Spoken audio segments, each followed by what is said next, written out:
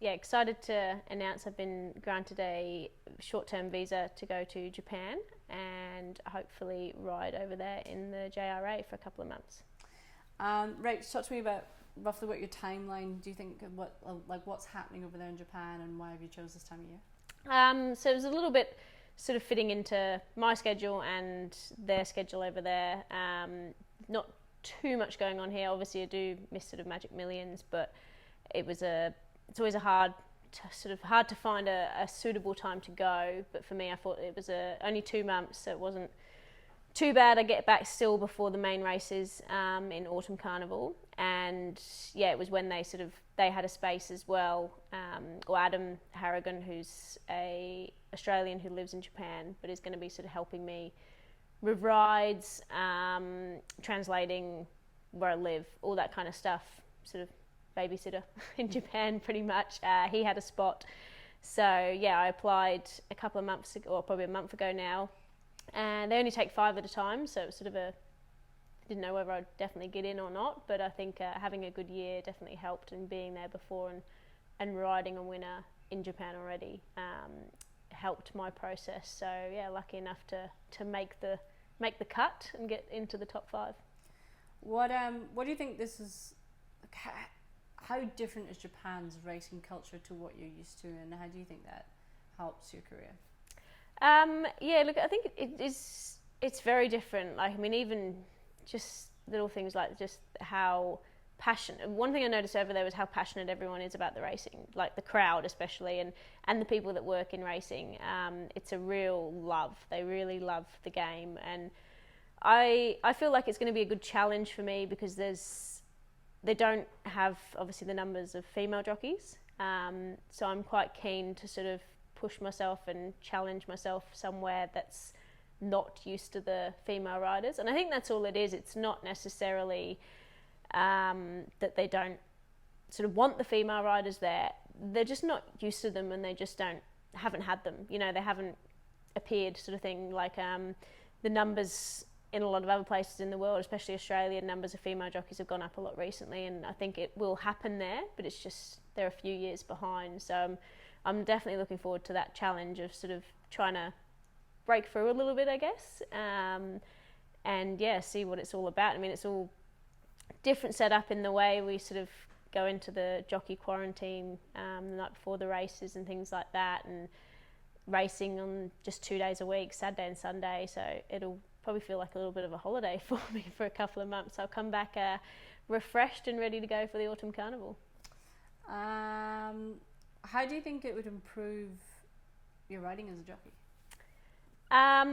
When I went before, I noticed a lot of races are run quite quickly. So I think it does, even though they run at a sort of faster pace, it's still very important to have that sort of sense of timing within yourself, like knowing how much horse you got under you, how much you can use your horse, and making sure, you know, even though they're going probably a gear faster through most of the race, still making sure you sort of got enough petrol left in the tank at the end. So it's going to be a bit of a challenge. Obviously some of the tracks are quite different.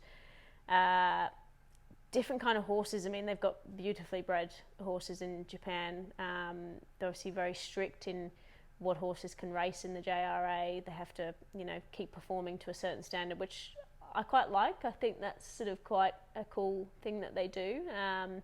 They're very much sort of perfectionists, I guess, in that way. So I'm looking forward to just riding that completely different sort of calibre of horses around different style tracks.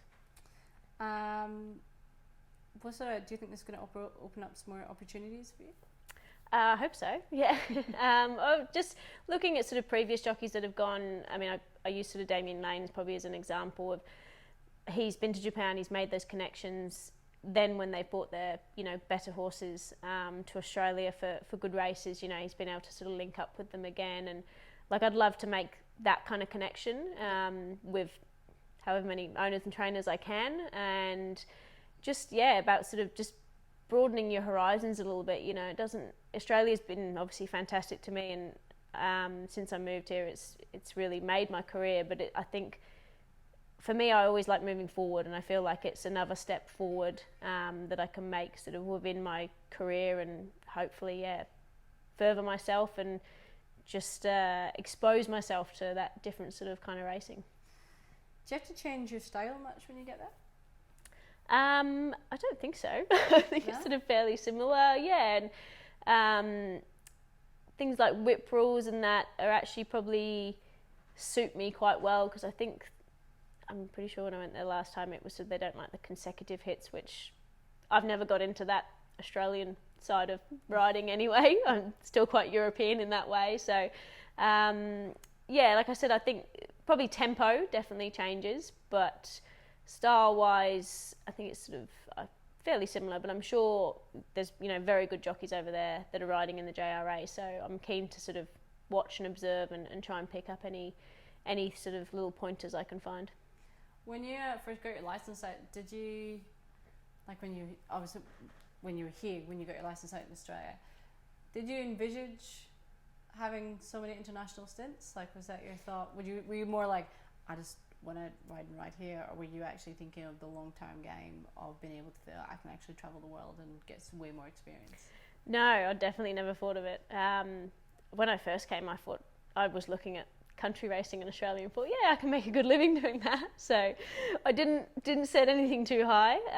But I remember a few years ago, before I went to my first ever Melbourne Carnival, I remember actually asking Corey Brown about it, and I only had one ride to go for, and I said, oh, you know, do you think I should go? Like, it's sort of probably going to be somewhere in the middle of the market.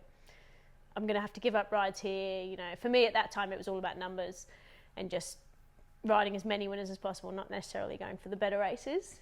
And I never forget, he said to me that day, you've got to go. If you want to be a carnival jockey and you want to ride in all the big carnivals, Australia and worldwide, you've got to start pushing yourself and going to and show that you're available to go to these different carnivals and around Australia, internationally, all that kind of stuff. And so now, you know, any opportunity I get that sort of comes up, I'm keen to put my hand up and have a go. And look, I feel like as long as you can take some kind of positive out of it, which I think, you know, generally sort of always happens, then, like I said before, you're always moving forward, which is sort of my main aim in the racing game. Just to wrap it up, going to Japan, what would be your main goal that you'd like to take out of Japan? Like obviously have a few successes, like ride winners is the main thing. And build those connections, you know, build connections with different owners, different trainers, and hopefully I can take something out of it from a riding point of view, you know, further myself, maybe learn a little bit more about pace or learn a little bit more about riding different tracks, something like that. But yeah, just I think the main thing is sort of building those connections and hopefully, you know, breaking through a little bit for the females over there, maybe opening their eyes a little bit more and hopefully encouraging, you know, more people to go and do the same. Super, well done.